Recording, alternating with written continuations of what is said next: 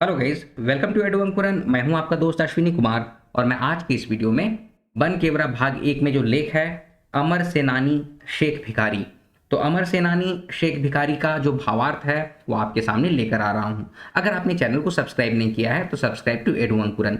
अगर आपको इसका पीडीएफ चाहिए तो नीचे दिए हुए डिस्क्रिप्शन बॉक्स में जाइए, व्हाट्सअप नंबर है उसमें व्हाट्सअप कीजिए। आपको इसका पीडीएफ और जितने भी पीडीएफ आपको चाहिए जिस जिस लेख का, कविता का, लोक कथा का, तो वो सारा पीडीएफ आपको अवेलेबल कराया जाएगा। तो आइए आज की इस वीडियो को शुरू करते हैं।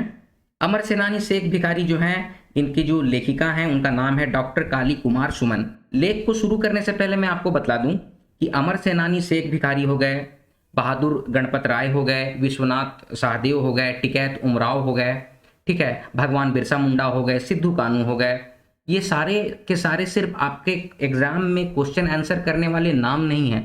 ये सारा का सारा जो ये लोग हैं वो हमारा इतिहास हैं। इन्होंने ही अपने जीवन को अपने माटी के प्यार में, अपने देश के प्यार में झोंक दिया है। इसीलिए आज हम लोग स्वतंत्र होकर अपनी जिंदगी को जी रहे हैं। ठीक है, तो आइए आज की इस लेख में आगे बढ़ते हैं। छोटा नागपुर और संथाल परगना कर सदान और संसार एक दूसरे से सहिया जुड़ाए रहें, करें ना मदद। ई मन अपन ठाव ठेना के आजाद राखे ले ब्रिटिश सरकार से बहुत लड़ाई कर रहे हैं और ऊ मनक लड़ाई तब तक चलत रहलक जब तक आज़ादी नहीं ले लेना।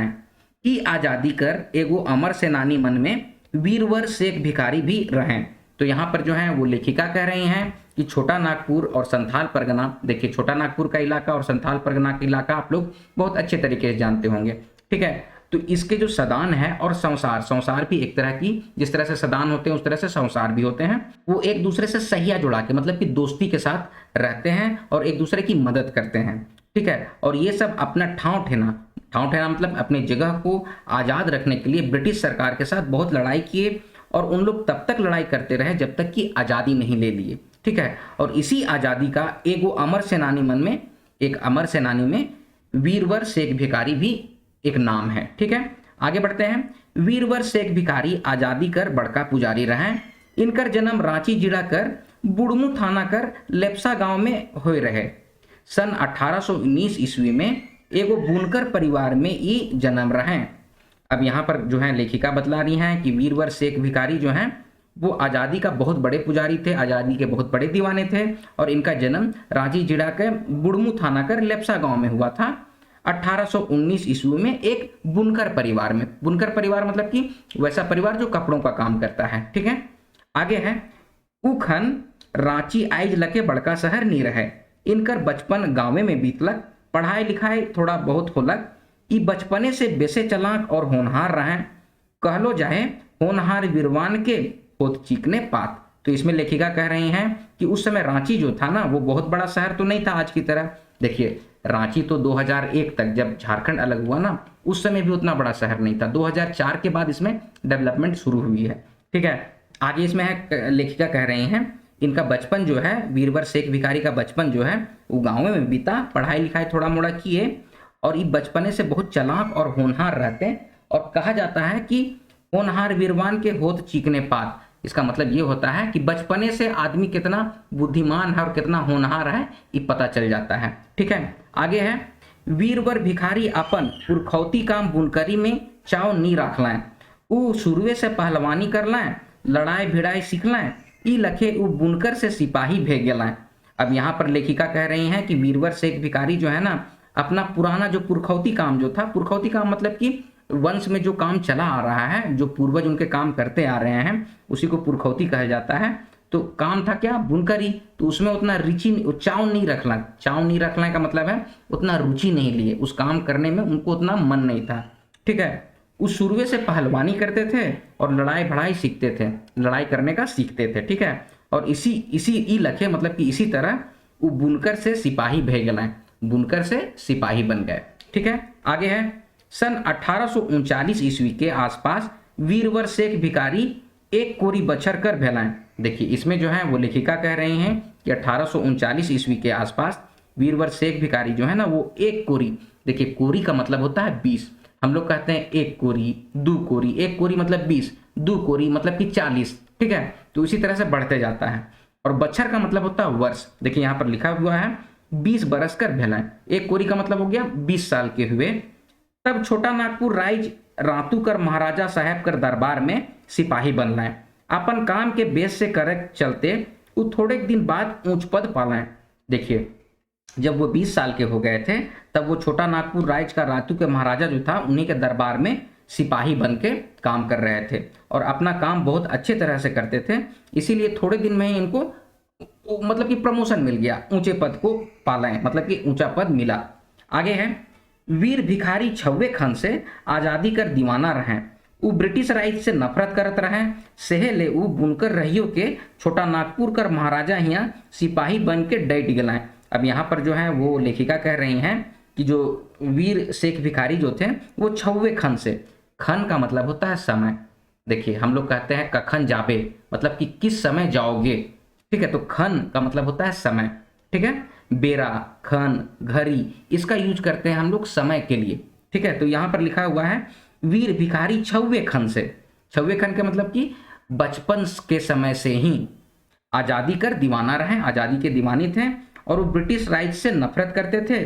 सेहले मतलब इसीलिए वो बुनकर रहियो के छोटा नागपुर कर महाराजा हियाँ सिपाही बन के डट गए, मतलब कि बुनकर हो के भी वो सिपाही बने। आगे है, उ छव्वे खन से अन्याय नी सहक पारत रहे, लड़ बैठत रहे। उ तलवार चलाइक में बहुत तेज रहे, खूब तलवार भांज भांज के खेला करत रहे, माने कि ई काम में बेस मर्दानगी दिखात रहे। अब वो बचपन से ही, यहाँ पर लेखिका कह रही हैं कि वो बचपन से ही अन्याय को नहीं सह पाते थे, लड़ बैठते थे। किसी के साथ अगर अन्याय हुआ है तो उसके खिलाफ लड़ जाते थे और तलवार चलाने में वो बहुत तेज थे और खूब तलवार भांज भांज के खेला। देखिए, तलवार को जो हम लोग ढूंढते हैं ना, घुमाते हैं ना, उसी को कहा जाता है तलवार भांजना, ठीक है। तो भांज भांज के मतलब क्या होता है कि तलवार को घुमा घुमा के, ठीक है, उसको खेला करते थे, माने कि ई काम में वो बेस मर्दानगी दिखलाते थे। आगे है, उनकर हिया में एक ठो टीस रहे कि का लखे ई देश के आज़ाद करल जाए, गोरा पलटन के खदेड़ के भगवावल जाए। अब यहाँ पर जो है लेखिका कह रही हैं कि उनके मन में हमेशा रहता था, शेख भिखारी के मन में रहता था, एक टीस रहता था, मतलब एक कसक जगह हुआ टीस, मतलब कि उनको एक दर्द होते रहता था सीना में, ठीक है, कि का लखे मतलब किस तरह से इस देश को आज़ाद कराया जाए, ब्रिटिश लोगों से, अंग्रेजों से आज़ाद कराया जाए, गोरा पलटन के खदेड़ के भगवावल जाए। गोरा पलटन, पलटन का मतलब होता है सेना की एक टुकड़ी को पलटन कहा जाता है।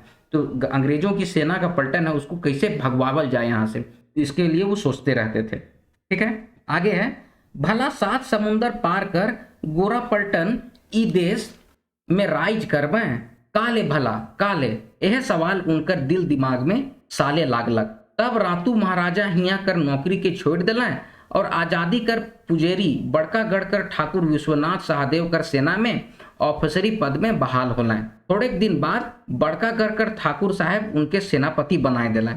अब इनके मन में हमेशा से ये कसक रहता था, यहाँ पर लेखिका कह रही हैं कि शेख भिखारी के मन में हमेशा से ये कसक रहता था, टीस रहता था कि अंग्रेज लोग 7 समंदर पार करके यहाँ पर क्यों आया है और उन लोग हम लोग यहाँ क्यों राज कर रहा है, भला काले, काले का मतलब क्यों कर रहा है, ठीक है। तो यही सवाल उनका दिल दिमाग में साले लागलक। देखिए, साले का मतलब होता है चुभना, मन को कोई चीज चुभता है, मन में जो ठेस लगता है ना, तो उसको कहते हैं हम लोग साले लागलक नगपुरिया में, ठीक है। लेकिन अगर शरीर में कोई चीज चुभता है, आपकी बॉडी में कोई चीज चुभता है ना, तो उसको कहते हैं हम लोग गोदाई गलक, ठीक है। गोदाई गलक मतलब कि चुभ गया कोई चीज, ठीक है। तो इस चीज का डिफरेंस आप लोग एकदम कंसेप्ट क्लियर रखिए। साले लागलक का मतलब होता है मन को चुभा और गोदाई गलक का मतलब होता है शरीर को चुभा, ठीक है। अब आगे बढ़ते हैं। तो यही बात उनका दिल दिमाग में साले लागलक मतलब चुभने लग गया। तब रातू महाराज का यहाँ के वो नौकरी छोड़ दिए और उस समय आज़ादी का मोर्चा कौन संभाले हुए थे, ठाकुर विश्वनाथ सहदेव, ठीक है। 1857 की क्रांति के झारखंड के one of the most popular और सबसे बड़े स्वतंत्रता सेनानियों में अगर कोई थे तो वो थे ठाकुर विश्वनाथ सहदेव, ठीक है। और वो कहाँ के थे, तो बड़कागढ़ के थे, ठीक है। तो अब शेख भिखारी क्या किए ना कि रातू के महाराजा के यहाँ की नौकरी छोड़ दिए और ठाकुर विश्वनाथ सहदेव का सेना में ऑफिसरी पद में बहाल हो गए और थोड़े दिन में बड़कागढ़ का ठाकुर साहब उसको सेनापति बना दिए। तो बड़कागढ़ का जो सेना की जो टुकड़ी था ना, उसका कमान कौन संभालने लग गए, शेख भिखारी संभालने लग गए। चलिए आगे बढ़ते हैं। सन 1857 ईस्वी कर विद्रोह कर आई, जंगल में लागल आइग दावा नल जैसन गोटा भारत देश में पसैर गलक। अब 1857 की जो क्रांति हुई थी, जिसको अंग्रेज लोग क्या कहता है, सिपाही म्यूटिनी कहता है, इन लोग सैनिक विद्रोह कहता है। लेकिन वो था क्या, 1857 की क्रांति क्या थी हमारे लिए, प्रथम स्वतंत्रता संग्राम थी, फर्स्ट इंडिपेंडेंस वॉर शुरू किया था हम लोगों ने, ठीक है। अब इसको देखिए, अंग्रेजी राइटर लोग तो अजीब अजीब तरह से लिखता है, ठीक है, काहे कि उन लोग तो अपना ही बड़ाई करेगा ना, लेकिन फैक्ट यही है कि 1857 की जो क्रांति हुई थी ना, वो पूरे भारतवर्ष में आग दावानल जो लिखा हुआ है ना, कि आग का दानो जो होता है ना, वो चारों तरफ कैसे फैल जाता, आग लगता है जंगल में, आग देखे हैं कभी लगते हुए आप लोग, तो जंगल में आग लगता है ना, तो एकदम मतलब कि एकदम भयंकर राक्षस की तरफ फैलता है आग। तो उसी तरह से गोटा भारत में 1857 का जो क्रांति था ना, वो पसर गया था। अब आगे है, तब भला छोटा नागपुर कैसे बाँच तक। अब छोटा नागपुर कैसे बच सकता था, छोटा नागपुर में भी आज़ादी की लड़ाई जो थी वो लोग शुरू कर चुके थे। आगे है, रांची छोटा नागपुर माझे कर ठाव हके, जहां आजादी कर परवाना वीर बांकुड़ा ठाकुर विश्वनाथ सहदेव पांडे गणपत राय कर संग शेख भिखारी जैसन वीर धीर रहें। अब यहाँ पर जो है वो लेखिका कह रही हैं, रांची छोटा नागपुर माझे कर ठाव हके, छोटा नागपुर में रांची एक ठाव है जहां आज़ादी का जो परवाना लोग थे, उसमें कौन कौन थे, तो ठाकुर विश्वनाथ सहदेव थे, पांडे गणपत राय थे, और उनके साथ कौन थे, तो शेख भिखारी जैसा वीर धीर थे। इस सब बहादुर मन अंग्रेज मनक्कर छक्का छोड़ाए में जुट गए। अब यहाँ पर लेखिका कह रही हैं कि ये जो जितने भी ये आज़ादी के परवाने लोग थे ना, ये सारे बहादुर लोग, वो अंग्रेजी गोरा लोग को मार के भगाने के लिए, उसका छक्का छुड़ाने के लिए, ठीक है, जुट गए थे। आगे है, जबर जंग वीर शेख भिखारी साहब एगो दूरदर्शी चतुर और उत्साही जवान तो रहबे करें। जब सन 57 कर गदर पसरलक, तब अपन तेज तर्रार वीर धीर संगी मनक के ले के रामगढ़ छावनी ऊपर चढ़ बैठलें। अब देखिए, जब जबर जंग मतलब कि एकदम मजबूत, शेख भिखारी साहब जो थे ना, वो काफ़ी फ्यूचरिस्टिक थे, मतलब काफ़ी दूर तक सोचते थे, इसीलिए यहाँ पर लिखा हुआ है दूरदर्शी थे और चतुर थे, उत्साही जवान थे। जब 57 का गदर पसरलक, मतलब कि गदर मतलब कि क्रांति, ठीक है, तो जब 1857 की क्रांति जब पसरा था, मतलब कि फैला था, तो अपना तेज तर्रार और वीर धीर संगी मनी को लेके वो रामगढ़ छावनी के ऊपर चढ़ बैठले। रामगढ़ का छावनी था, वहां पर अंग्रेजों की सेना का पलटन हुआ करती थी, ठीक है, तो उसी में ही चढ़ाई कर दिए। चुटूपाल घाटी के अपन अड्डा बना लें, चुटूपाल घाटी है रामगढ़ के पास, चुटूपाल की घाटी है, तो उसी को अपना अड्डा बनाए। आगे है, रामगढ़ छावनी के अपन बस में कर लेना है। अब ये क्या है, चुटूपाल घाटी में अपना अड्डा बना लिए और रामगढ़ छावनी जो था उसको अपना अड्डा बना लिए थे, ठीक है, उसको अपना बस में कर लिए थे, ठीक है। रामगढ़ की जो छावनी थी, सेना की पलटन थी, उसमें तो सेना के पलटन से यहाँ तो उतना नहीं लिखा हुआ है, मैं आपको बता देता हूँ। सेना के पलटन का जो 2-3 ठो जो सेनापति लोग था ना, एक का नाम था शायद, एक का नाम था नादिर अली हवलदार और एक का नाम था राम विजय सिपाही। तो ये सब जो रामगढ़ रेजिमेंट को छोड़ के ना, इनको ज्वाइन कर लिए थे, किनको, शेख भिखारी को ज्वाइन कर लिए थे। तो इतना तो वीर बहादुर थे ही, ठीक है। आगे बढ़ते हैं। शेख भिखारी ऐसन फुर्तीला जवान रहे जे खाली रांचिए नहीं, सिंहभूम तक गजराज जैसन दहाड़ लगा लें। हुआ उ अपन विश्वासी संगी साथी जे जबरदस्त वीर बांकुड़ा रहे, से मन से मिल के चैबासा कर डिप्टी कमिश्नर कर अलावा दुमका जाए के हुआ कर एसडीओ तक के मरवाए दलें।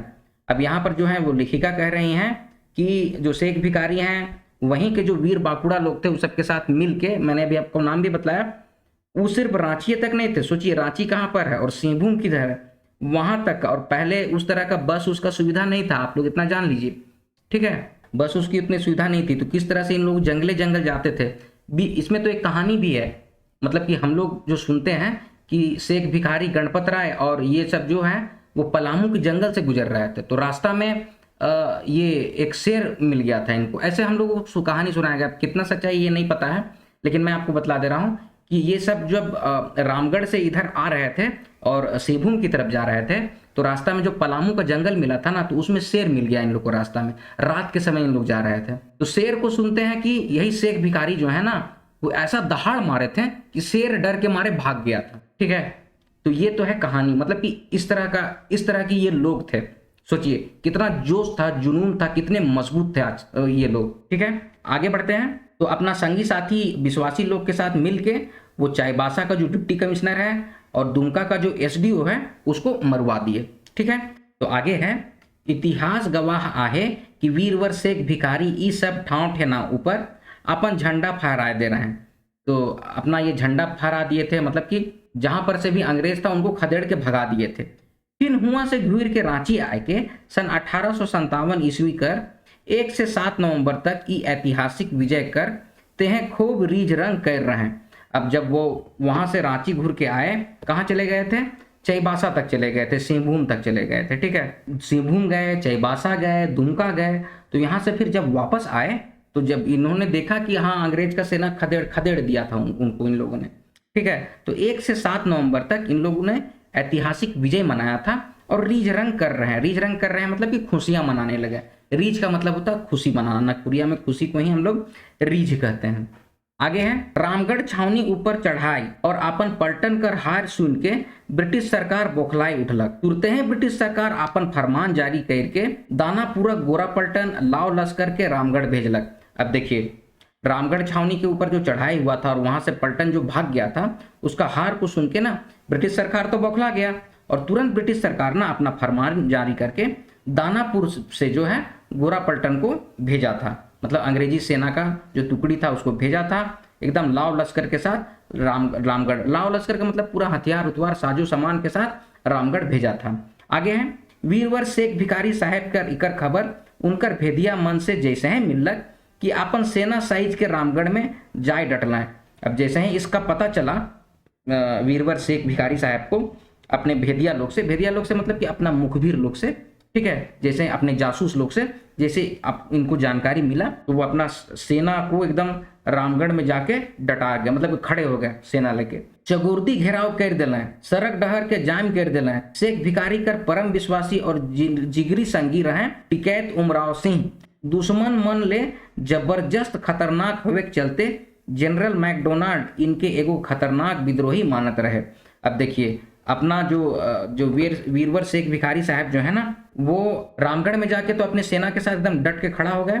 चगुर्दी घेराव कर ले, मतलब कि चारों तरफ से घेराव किए थे। आपको ये मैं बता दूं, चुटुपाल घाटी को पार करने वाला जो पुल था ना, उसको ईट तोड़वा दिए थे। पुल को तोड़वा दिए तो अंग्रेजी सेना अंदर घुसेगा कैसे? दूसरी बात कि बड़ा बड़ा पेड़ को काट के ना उस सड़के को जाम करवा दिए थे ताकि अंग्रेज सेना भागेगा भी कैसे। ठीक है, तो इसीलिए चारों तरफ से अंग्रेजी सेना को ना घेर लिए थे। ठीक है, और शेख भिखारी का जो परम विश्वासी और जिगरी दोस्त जो थे उनका नाम था टिकैत उमराव सिंह।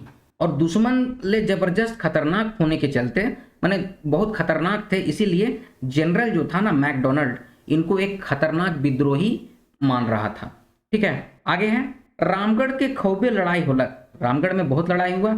शेख साहब और उनकर सेना तो गोरा पलटन मन से कम रहे। अब देखिए, गोरा पलटन लोग बहुत लोग था, मतलब कि 10,000 का सेना था और यहाँ इन लोग कितना लोग होते थे? 500, 600, 700 लोग रहते थे।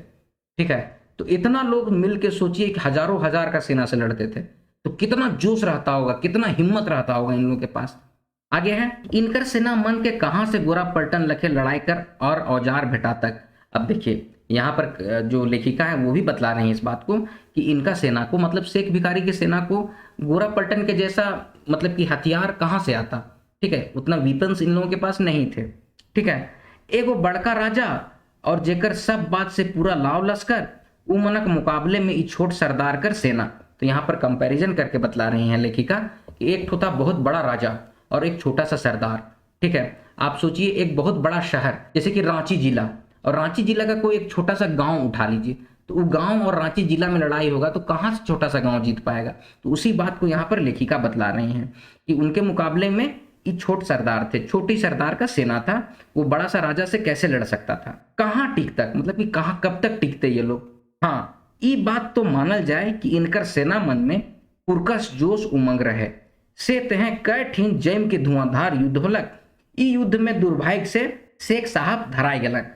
अब देखिए, ये बात तो जरूर था कि इन लोगों की सेना में, मतलब शेख भिखारी साहब का जो सेना था उनमें जोश खरोश बहुत था। ठीक है, पुरकस जोश उमंग रहे। पुरकस मतलब कि बहुत जोर से, खूब, उसी को हम लोग पुरकस कहते हैं। अब इसी तरह कई जगह पर इन लोगों ने जम के धुआंधार युद्ध किया और इस युद्ध में दुर्भाग्य से शेख साहब जो थे वो धराए गए, मतलब पकड़ा गए। उनके 7 जनवरी 1858 ईस्वी के घवायल हालत में गिरफ्तार कर लेल गेलक। अब उनको जो है युद्ध में वो तो पकड़ा गए, धरा गए, और उनको 7 जनवरी 1858 ईस्वी में घवायल मतलब कि वो घायल हुए थे, तो उसी को हम लोग घवायल कहते हैं। तो घायल हालत में उनको गिरफ्तार कर लिया गया। ब्रिटिश सरकार खतरनाक विद्रोही माइन के इनके 8 जनवरी 1858 ईस्वी के चुटुपाल घाटी में एक ठो गज कर डायर में फांसी दे दिलक।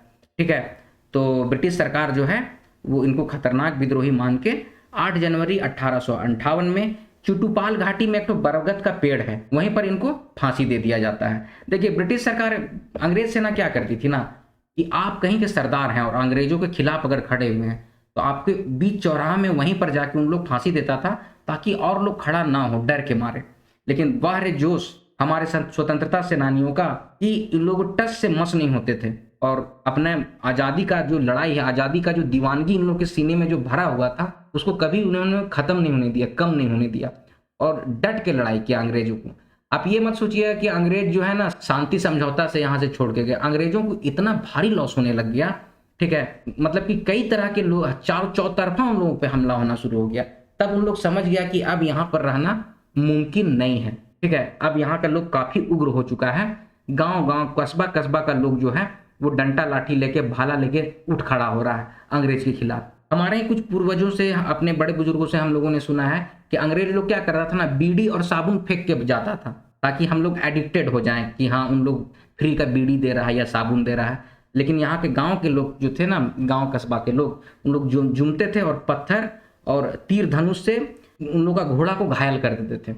ऐसा हम लोग अपने पूर्वजों से सुने हैं, हम लोग के बड़े बुजुर्ग से हम लोग ये बात सुने हैं। ठीक है, आगे है तो इनको 8 जनवरी 1858 ईस्वी में चुटुपाल घाटी में ही फांसी की सजा दी गई। ठीक है, आगे है इनकर संगे टिकैत उमराव सिंह के फांसी दे दिलक। अब इनके साथ जो है इनके जो साथी थे टिकैत उमराव सिंह, उनको भी फांसी दे दिया गया। इनकर परम स्नेही और आजादी कर दीवाना कुर्बान अली के 14 बरिस कर सजाए सुनाल गेलक। और इनका जो परम स्नेही और आजादी का दीवाना थे कुर्बान अली, उनको भी 14 बरस का सजा सुनाया गया। आगे है भारत माए कर सच्चा सपूत 40 बछर कर कमे उम्र में शहादत पालाएं। तो भारत माँ का जो सच्चे सपूत थे शेख भिखारी, उनको 40 वर्ष से भी कम की उम्र में इनको शहादत मिला। ठीक है, ये वीर गति को प्राप्त हुए। ऐसे लोग कभी मरते नहीं हैं, इसलिए तो आज देखिए 2022 में भी हम लोग इनके बारे में कितना जोश और खरोश के साथ पढ़ रहे हैं। और आज मैं जो वीडियो बना रहा हूँ, मेरा जो एक एक रोंगटा है ना वो खड़ा हो जा रहा है इनके बारे में बात कर करके। तो इसीलिए आप लोग सोचिए कि इन लोग अमर हो चुके हैं, इन लोग वो आत्मा है जो हम में बसते हैं। ठीक है, हम लोगों को हमेशा इन लोगों को याद रखना चाहिए और इनकी जीवन से हम लोगों को प्रेरणा लेनी चाहिए कि कितने कष्ट के बाद, कितने कुर्बानियों के बाद हम लोगों को आज़ादी मिली है। ठीक है, चलिए आगे बढ़ते हैं। इनकर वंशज मन अखनो और मांझी थाना क्षेत्र में रहे ना, लेकिन बड़ा दुख कर बात है कि इनकर याद में कोनो स्मारक मन नखे। अब इनके जो वंशज लोग हैं वो अभी भी ओरमांझी थाना क्षेत्र में रहते हैं, लेकिन बहुत दुख की बात है कि इनका याद में कोई भी स्मारक अभी तक नहीं है। 15 अगस्त 1947 ईस्वी के अगर भारत आजाद होलक तो वह वीर धीर सपूत मनकर चलते, हमर कर ई मनक सत सत नमन है। तो 15 अगस्त 1947 ईस्वी को अगर भारत आजाद हुआ है तो इन्हीं वीर धीर सपूतों के चलते आजाद हुआ है।